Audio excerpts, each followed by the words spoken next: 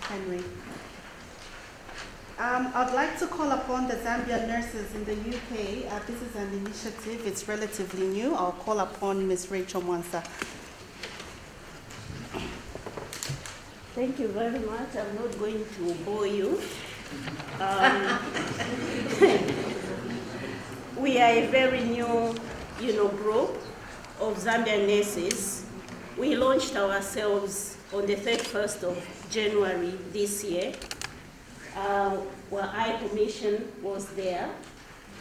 The main reason why we've made ourselves, we call ourselves Association of Zambian Nurses in the UK. We are an association, not a union. And what we are looking at as Zambian nurses, we were a brain drain. Now we want to be a brain creation.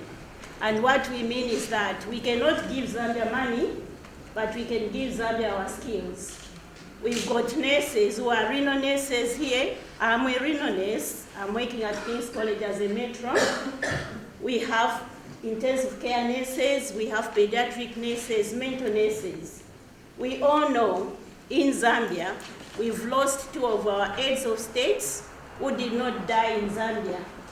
They went to die in a foreign land. So if the head of state cannot be nursed in Zambia, what are we saying?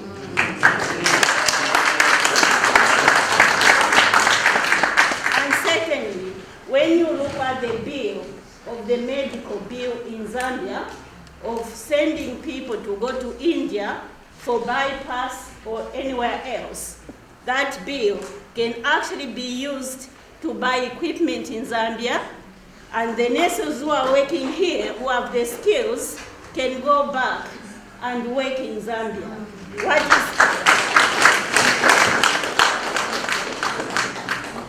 What is killing us is the equipment.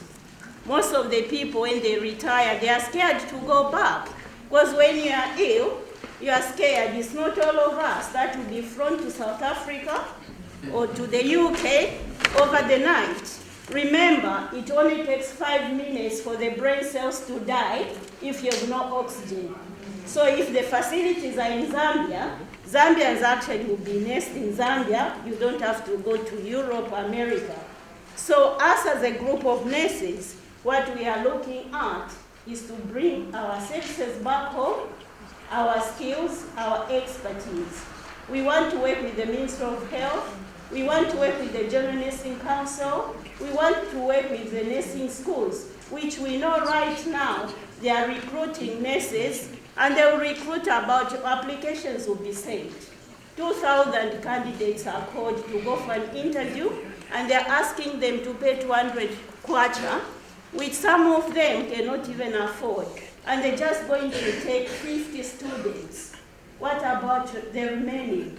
So what we are trying to say is to bring governance to Zambia, to bring transparency to Zambia. But the problem we have is the difference in culture. We are not being accepted back home. When we go, people are thinking we are going to get jobs. No, we are not going to get jobs. We are coming to bring our skills back home. Because as my sister said, we beat Zambians. But Iroma anashenda, atashabali no kunayowa. When we were in Zambia, we thought we were the best. But what we are asking for is you to accept us, give us the platform so that we come back home. And I'm sure we will change the state of mind. We need to change the mindset of the Zambians. We're going to change the work culture. So us in the diaspora, what we are asking is acceptance. Even to see the Minister of Health is hard. To see the permanent secretary is hard. You send an email, it's never responded to. You telephone, you cannot get through. So what we are asking, please, give us a platform and we shall give you back our brains. Thank you.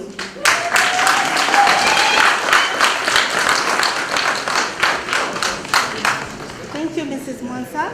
And then, Honorable Minister, I'd like to call upon Mr. Luhanga Msumadi, Chairperson, National Chairperson of the Zambia Overseas Christian Fellowship. Mr. Msumadi. Thank you.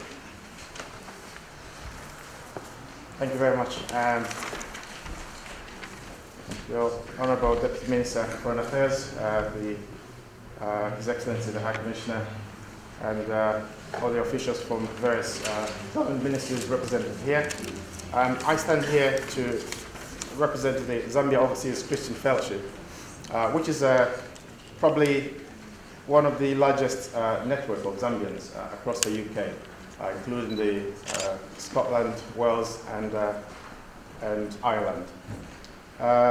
The Zambia Overseas Christian Fellowship is a non-profit-making organization which provides a platform for Zambians living in the UK, first and foremost to provide spiritual support to its members to positively face and negotiate the challenges of life while being a resource to others who are in a less privileged situation, particularly back home. And how do we do this? We create opportunities for our members to participate in various forms of engagement with Mother Zambia. We've enjoyed a very long standing positive relationship with the Office of the High Commissioner for many years now. We've seen successive High Commissioners, and they've been very supportive, and we're very grateful for that. One of the main objectives for the organization is to support its members to demonstrate their loyalty to our country back home in real practical terms. In other words, deeds, not just wishful thinking. Just a couple of examples of how we do that. I'm not going to go into all the other issues that have already been very eloquently raised by the previous speakers.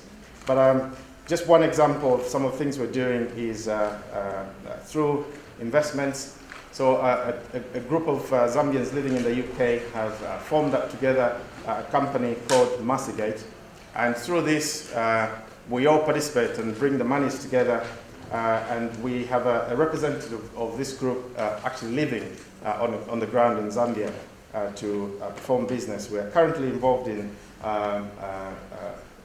food growing as our contribution towards food security in the country. This has been done in this way because previously our hands have been burnt. We've had conversations with our colleagues or friends back home. We've sent monies, they've sent photographs of some of the houses that they're building. And when we actually made the trip to go back to Zambia, to our dismay, there was nothing happening at all.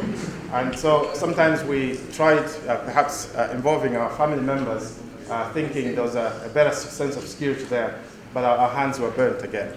So it is disappointing, but nevertheless we have a commitment towards our country, despite the many years that we've spent living out here. We also support our members towards times of difficulties when death occurs, and as we all know, death never comes with warning. These things will happen at the most unexpected time. And so the issues of repatriating remains of our deceased ones back home has been an issue, and we're very grateful for an organization called Diaspora Funeral Cash Plan, and I'm sure there are representatives of that organization. Some of the representatives of that organization are members of the Zambia Overseas Christian Fellowship. And so we're now taking the initiative. We don't want to put the burden of repatriating the remains of our deceased loved ones on the embassy here or even on the government. That should be our responsibility as citizens. And so we are now encouraging our members to make contributions to actually pay for their way back to Zambia to put to rest the remains of our loved ones. Other things were involved with medical equipment and other supplies to various institutions. Predominantly it's been done through individual charities who are affiliated with the organization to institutions where they have historical attachments, perhaps because they trained there or they actually worked there before they moved to the United Kingdom. We're also involved in training and capacity building. I personally work for Guys at St. Thomas's Hospital. His Excellency, the High Commissioner, is very much aware of some of the work that we're doing through the hospital there. I was part of the steering group which led to the inception of the first pediatric nurse training course in Zambia. And I actually personally hosted the team of Zambians that came to undertake that exercise here in the United Kingdom through the institution I work for. And that work continues to move on. We also support young people in education by sponsoring students up to the level of university education by identifying various young people who are in need of those facilities.